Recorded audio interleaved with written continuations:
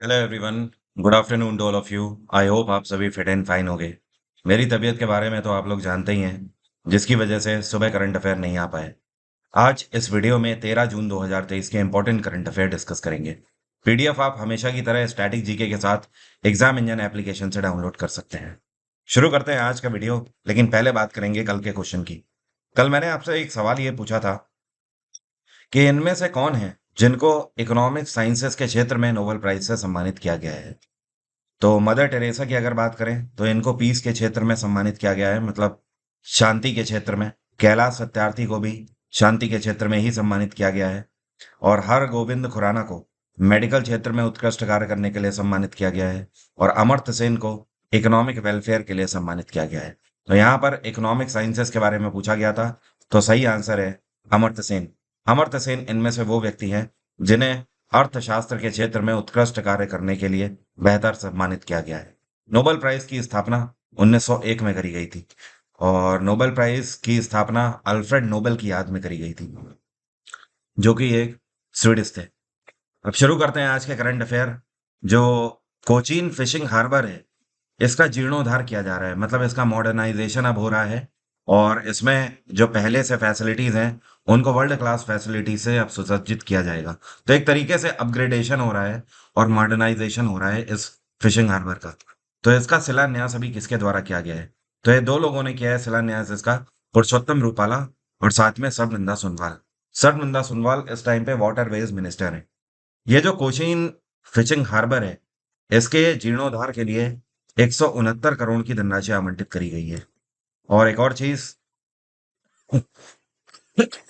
सरकार टारगेट लेकर चल रही है कि आने वाले समय में जो कोचीन फिशिंग हार्बर है, यहाँ से मछली का जो एक्सपोर्ट होगा, मतलब मछली तो उत्पादन हो ही रहा है, उसका हमें एक्सपोर्ट भी बढ़ाते जाना है लगातार। तो इसके एक्सपोर्ट को बढ़ाकर 1500 करोड़ तक ले जाना है। कितना? 1500 करोड़ तक पर ईयर पे। एंड इसके अलावा ये अपने आप में देश की अर्थव्यवस्था को सपोर्ट करने के लिए एक काफी बेहतर प्रोजेक्ट होगा। अभी हाल ही में 53वें डायरेक्टर जनरल लेवल की एक बॉर्डर कोऑर्डिनेशन कॉन्फ्रेंस आयोजित करी जा रही है। तो कहने का मतलब यह है कि ये बॉर्डर कोऑर्डिनेशन कॉन्फ्रेंस है, जिसका 53वां संस्करण आयोजित किया जा रहा है। ये कहाँ पर हो रहा है? तो इस बार इसका आयोजन नई दिल्ली में हो रहा है। अब समझिए ये कौन से दो देशों के बीच में हो रही है। ये भारत और बांग्लादेश के बीच में हो रही है। बीएसएफ भारत की तरफ से बॉर्डर सिक्योरिटी फोर्स, और बांग्लादेश की तरफ से बीजीबी, जिसको बोलते हैं बॉर्डर गार्ड ऑफ बांग्लादेश। ठीक है। तो भारत की तरफ से जो बीएसएफ के हमारे चीफ एंड डायरेक्टर जनरल हैं, सुजोय लाल थाउसेन, उन्होंने हिस्सा लिया है। और बांग्लादेश की तरफ से जो इनके मेजर जनरल हैं, ए के एम नजमुल हसन, क्या नाम है इनका? नजमुल हसन। तो इन्होंने हिस्सा लिया। तो इस कॉन्फ्रेंस का मेन उद्देश्य ये है कि भारत और बांग्लादेश दोनों मिलकर अपने सीमा में हो रही किसी भी इलीगल गतिविधि को रोकने में समर्थ रहें, जैसे कि ड्रग पेडलिंग ना होने पाए, ह्यूमन ट्रैफिकिंग ना होने पाए, इसके अलावा और भी किसी तरीके के गलत काम, और साथ में आतंकवाद को भी हम रोक पाए वहीं पर। तो इन सारी चीजों के लिए इस बॉर्डर कोऑर्डिनेशन कॉन्फ्रेंस का आयोजन किया गया। ये 53वां कॉन्फ्रेंस था। इसके अलावा पिछले साल 2022 में भी ये कॉन्फ्रेंस हुआ था। उस टाइम पर यह बांग्लादेश की कैपिटल ढाका में हुआ था। इस बार भारत की राजधानी नई दिल्ली में हो रहा है। बीएसएफ की स्थापना 1965 में करी गई थी। इसका हेडक्वार्टर है नई दिल्ली। अगला क्वेश्चन है, अभी हाल ही में एक नया सर्वे हुआ है, और ये सर्वे आईसीएमआर ने किया है, जिसको बोलते हैं Indian council of medical research. तो आईसीएमआर के सर्वे के तहत ये पता लगा है कि भारत में सबसे ज्यादा डायबिटीज के पेशेंट कौन से राज्य में है। तो ये है गोवा। पूरे राज्य में अगर देखा जाए तो गोवा वो स्टेट है जहां पर टोटल अगर देखें तो 26.4% पॉपुलेशन, 100 में से 26 से ज्यादा लोग ग्रसित हैं मधुमेह की बीमारी से। तो ये अपने आप में एक चौंकाने वाली रिपोर्ट है। इसके अलावा दूसरे नंबर पर रहा पुडुचेरी। लेकिन एक्चुअली अगर देखा जाए तो पुडुचेरी गोवा से कहीं बहुत ज्यादा कम नहीं है। पुडुचेरी में ये रेशियो दर्ज किया गया है 26.3%, मतलब 0.1% का फर्क है। अदरवाइज गोवा और पुडुचेरी में सबसे ज्यादा डायबिटीज पेशेंट हैं, और लगभग ये दोनों बराबर ही हैं। तीसरे नंबर पे इसमें रहा है केरल, और केरल में ये रेशियो रहा है 25.5%।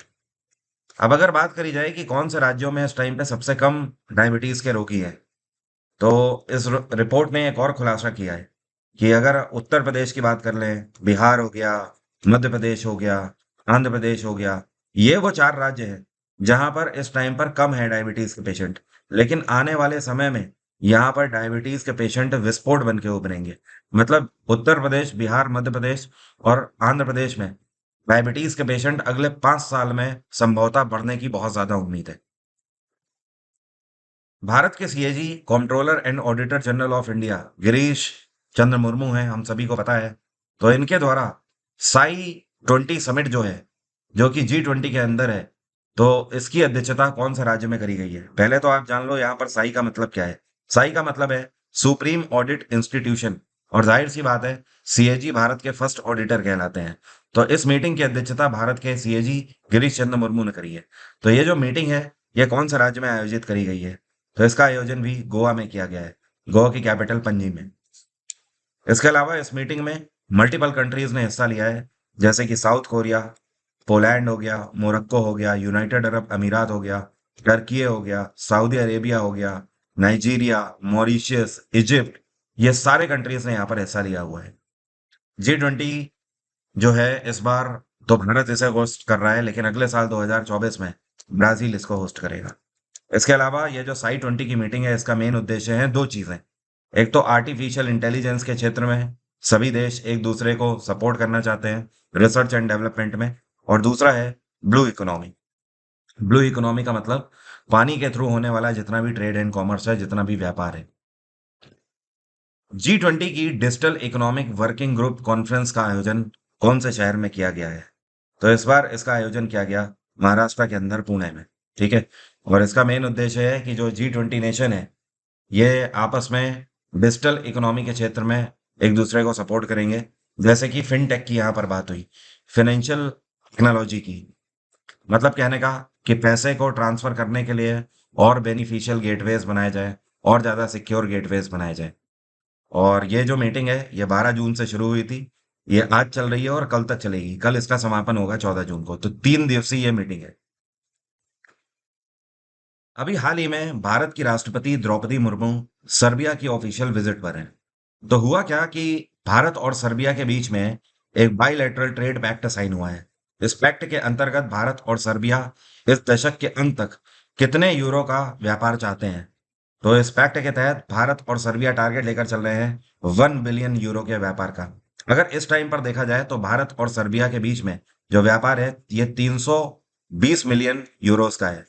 इसको बढ़ाकर 1 बिलियन यूरोस तक ले जाने का प्रस्ताव है। सर्बिया की अगर बात करें, तो सर्बिया के राष्ट्रपति हैं इस टाइम पे एलेक्जेंडर व्यूकिक। कौन है? एलेक्जेंडर व्यूकिक। और ये पैक्ट एलेक्जेंडर व्यूकिक और भारत की राष्ट्रपति द्रौपदी मुर्मू के ही बीच में साइन हुआ है। सर्बिया में प्रधानमंत्री है एना बेर्नबिक। यहाँ पर मैं लिख देता हूँ, एना बेर्नबिक। अभी कुछ टाइम पहले ही इनको अपॉइंट किया गया है प्रधानमंत्री के रूप में यहाँ पर। सर्बिया की कैपिटल क्या है? बेलग्रेड। नोवाक जोकोविक को तो आप लोग जानते ही हैं, वो सर्बिया के ही खिलाड़ी हैं। ये कौन सी एयरलाइन है जिसने अभी भारत में पहली बार ऑल वुमेन हज फ्लाइट संचालित करी है? मतलब कहने का कि ये फ्लाइट एक ऐसी फ्लाइट है जिसमें महिलाओं को, सिर्फ और सिर्फ महिलाओं को ही मौका मिलेगा हज यात्रा का। तो ये है air India express. Air India अलग है, एयर इंडिया का हेडक्वार्टर नई दिल्ली है, बट एयर इंडिया एक्सप्रेस का हेडक्वार्टर जो है, इसका हेडक्वार्टर है कोची। क्या है? कोची। और इसकी स्थापना साल 2004 में करी गई थी। बाकी स्पाइस जेट, इंडिगो, विस्तारा, इन तीनों के जो हेडक्वार्टर हैं, ये गुरुग्राम है। अब देखिए इस फ्लाइट की अगर बात करें, तो अभी हाल ही में पहली बार ये जो फ्लाइट है, इसमें 145 महिलाओं को हज यात्रा के लिए भेजा गया है। ये जो फ्लाइट है, ये कहाँ से उड़ी? तो ये केरल में कोझिकोडे से उड़ी और वहां से लेकर जेद्दा तक गई, मतलब सऊदी अरेबिया। और ये जो फ्लाइट है, इस फ्लाइट का नाम है 93025। एक और खास बात, इस फ्लाइट में जो पायलट है, वो भी महिला पायलट ही दोनों है। जो कैप्टन है, वो है कनिका मेहरा। और इसके अलावा जो फर्स्ट ऑफिसर है, ये है गरिमा पासी। ठीक है। तो दोनों, मतलब क्रू मेंबर्स को जोड़ लें, पायलट्स को जोड़ लें, यात्रियों को जोड़ लें, तो फुल ऑन ऑल वुमेन हज फ्लाइट थी ये। अभी हाल ही में ऑस्ट्रेलिया ने भारत को इंग्लैंड में हो रहे ओवल के अंदर वर्ल्ड टेस्ट चैंपियनशिप के फाइनल में कितने रनों से हरा दिया? तो ऑस्ट्रेलिया ने भारत को 209 रनों से शिकस्त दी है। भारत को अगर कंप्लीटली देखा जाए तो 444 रन का पीछा करना था, लेकिन भारतीय टीम 234 रनों पर ही यहाँ पर सिमट गई है। तो जिसकी वजह से भारत 209 रनों से यहाँ पर शिकस्त खा गया। और इसके अलावा इससे पहले जो वर्ल्ड टेस्ट चैंपियनशिप है, इसका जो पहला संस्करण है ये 2019 से 21 तक खेला गया था इंग्लैंड में। जो इसका दूसरा संस्करण है, ये जो अभी खेला गया है, ये 2021 से लेकर 23 तक अब खेला गया है। भारत ने अभी हाल ही में कौन से देश को हराकर women's junior hockey Asia cup का फाइनल अपने नाम कर लिया है? तो इसमें भारत ने डिफीट किया है साउथ कोरिया को फाइनल में। और भारतीय टीम ने जो साउथ कोरियन टीम को हराया है, ये कई बार चैंपियन रह चुके हैं, मतलब 4 बार ये इससे पहले इसके चैंपियन रह चुके हैं। और भारत की जूनियर हॉकी एशिया कप में विमेंस कैटेगरी में ये पहली जीत थी। और इसके अलावा अगर बात करी जाए तो इस बार का ये जो टाइटल है, ये 8वां टाइटल खेला गया है। अब आप खुद सोच लीजिए, 8 में से 4 टाइटल तो साउथ कोरिया के पास हैं केवल। और भारत का ये पहला टाइटल है। टोटल अगर टीमों की बात करें तो 10 टीमें इसमें खेली हैं। अच्छा, एक चीज और, फर्स्ट नंबर पे तो भारत रहा, सेकंड नंबर पे साउथ कोरिया रहा क्योंकि साउथ कोरिया को हराया। तीसरे नंबर पे कौन सा देश रहा? तो जापान रहा तीसरे नंबर पे। ठीक है। और प्लेयर ऑफ द मैच कौन नहीं फाइनल में? तो ये भारत की कैप्टन है प्रीति, क्या नाम है इनका? प्रीति। और भारत ने साउथ कोरिया को फाइनल में 2-1 से हराया। तो इसमें जो 2 गोल मारे हैं, तो ये 2 भारतीय खिलाड़ी हैं। एक का नाम है नीलम, जिन्होंने 41वें मिनट में गोल मारा है, और दूसरी खिलाड़ी जिनका नाम है अनु, इन्होंने 22वें मिनट में गोल मारा है। द ई एक्सपोर्ट हाथ, जिसका आयोजन भारत के कौन से शहर में अभी हाल ही में किया गया है? तो ये एक्सपोर्ट हाथ का जो आयोजन है, ये पश्चिम बंगाल के अंदर किया गया है, कोलकाता में। और हाथ का मतलब सीधा सा ये है कि यहाँ पर जो एमएसएमईज हैं उनको प्रमोट किया जा रहा है। पश्चिम बंगाल के अंदर जितने भी छोटे और लघु उद्योग करने वाले लोग हैं, उनके लिए कुछ संस्थाएं मिलकर लो रेट ऑफ इंटरेस्ट पर लोन फैसिलिटी ला रही हैं। यहाँ की सरकार उनको सब्सिडी भी देगी। ये सारी बातें यहाँ पर करी गई। अल्टीमेटली उनका व्यापार जमना चाहिए। उनके व्यापार को सपोर्ट करने के लिए इस कॉन्फ्रेंस का आयोजन किया गया। अब इसमें हिस्सा किसने किसने लिया? तो पहली चीज तो ध्यान रखिएगा, इसमें फिकी ने हिस्सा लिया। फिकी जिसको बोलते हैं federation of Indian chambers of commerce and industry. दूसरा यहाँ पर अमेजॉन कंपनी ने हिस्सा लिया है। ठीक है, अमेरिकी कंपनी। अब देखिए, अमेजॉन क्यों आई है? जैसे मान लीजिए कोई व्यक्ति, कोई महिला है मान लीजिए, वो अपने घर में मिर्च का अचार बहुत बढ़िया बनाती है, आम का अचार बहुत बढ़िया बनाती है। अब इसको बाजार में बेचना है, तो उस महिला का ये अचार कौन ही खरीदेगा? क्योंकि ऑलरेडी मार्केट में इतने सारे ब्रांड हैं। तो अमेज़न ऐसे जो छोटे और लघु उद्योग करने वाले लोग हैं, इनके प्रोडक्ट्स को अपने स्टोर में जगह देंगे। अमेज़न में तो आप देखते हो सब सारी चीज़ें ही मिलती हैं। तो अमेज़न अपने आप में एक ऐसा प्लेटफ़ॉर्म है, जो कि भारत में एमएसएमईज़ को सबसे आगे से आगे सपोर्ट कर रहा है। तो अब इसका उद्देश्य भी यही था। इसके अलावा यहाँ पर West Bengal industrial development corporation ने भी हिस्सा लिया है, और इनका कहना है कि हम ऐसे लोगों को सब्सिडी देंगे। पश्चिम बंगाल में ममता बनर्जी की सरकार है, और यहाँ पे गवर्नर है इस टाइम पे सीवी आनंदा बोस। क्या नाम है? सीवी आनंदा बोस, ये गवर्नर है। अगला क्वेश्चन है, ये कौन सा राज्य है जो कि अभी हाल ही में तमिलनाडु को पछाड़कर नंबर 1 स्टेट बन गया है विंड पावर कैपेसिटी में? तो यह है गुजरात। और अभी तक तमिलनाडु नंबर 1 पे था।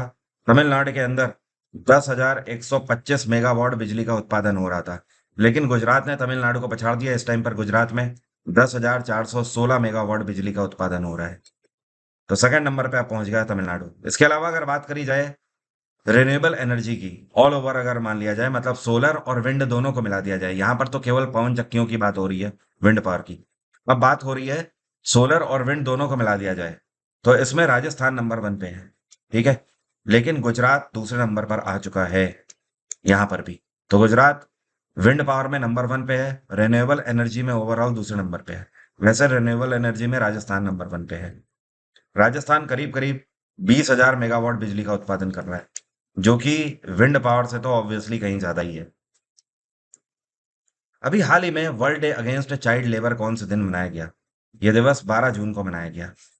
और हमारे कॉन्स्टिट्यूशन में फंडामेंटल राइट्स में भी चाइल्ड लेबर के खिलाफ अधिकार है कि आप उसके खिलाफ जा सकते हैं। कोई भी 14 वर्ष के तक के बच्चों से कार्य नहीं करा सकता है फैक्ट्रियों में, यहाँ पर कहीं पर भी।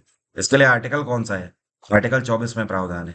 फिलहाल इस दिन की अगर बात करें तो इस दिन को सबसे पहले इंटरनेशनल लेबर ऑर्गेनाइजेशन ने साल 2002 में डिक्लेयर किया था। तब से आज तक हर साल 12 जून को ये दिवस मनाया जाता है। इस दिवस के पीछे का मेन उद्देश्य ये है कि आप कहीं पर भी अगर बच्चों से कहीं पर भी मजदूरी कराई जा रही है तो उसके खिलाफ आप तुरंत रिपोर्ट करें, आवाज उठाएं। एग्जाम इंजन पर आप मेरे डिस्काउंट कोड वरुण 10 से कोई भी बैच में 10% डिस्काउंट अवेल कर सकते हैं। मेरे जो बैचेस हैं उसमें से लाइव बैच ये वाला है, आप इसे अवेल कर सकते हैं 2023 के किसी भी एग्जाम के लिए। और स्टैटिक जीके मैगजीन आप जरूर ले लीजिए, मैंने स्पेशली सीजीएल के लिए इसको लॉन्च किया है और दूसरे भी 2023 के एग्जाम के लिए। इवन ये एक ऐसी स्टैटिक जीके मैगजीन है जिसमें मैंने 40 से ज्यादा टॉपिक कवर किए हुए हैं, हिंदी और इंग्लिश में, सबके लिए। और हिस्ट्री, पॉलिटी, इन सभी के रिकॉर्डेड बैचेस के ऑप्शन आपके पास ऑलरेडी अवेलेबल है एग्जाम इंजन में। अब मेरा सवाल आज का आपसे, में से कितने लोग बता सकते हैं पहले द्रोणाचार्य अवॉर्डी जिनका नाम है बालचंद्र भास्कर भागवत? तो ये जो बालचंद्र भास्कर भागवत हैं, ये कौन से खेल से एसोसिएटेड है? मतलब कहने का कि कौन से क्षेत्र में उत्कृष्ट कार्य करने के लिए इनको द्रोणाचार्य पुरस्कार से सम्मानित किया गया था? बॉक्सिंग, क्रिकेट, वेट लिफ्टिंग या रेसलिंग? कमेंट बॉक्स में जल्दी से लिखकर बताइए। और इनको द्रोणाचार्य अवार्ड से 1985 में सम्मानित किया गया था। 1985 में ही द्रोणाचार्य अवार्ड पहली बार लॉन्च हुआ था। आज की बात यहीं तक रहेगी। Thank you so much, have nice day, take care, bye bye, आपका दिन मंगलमय हो।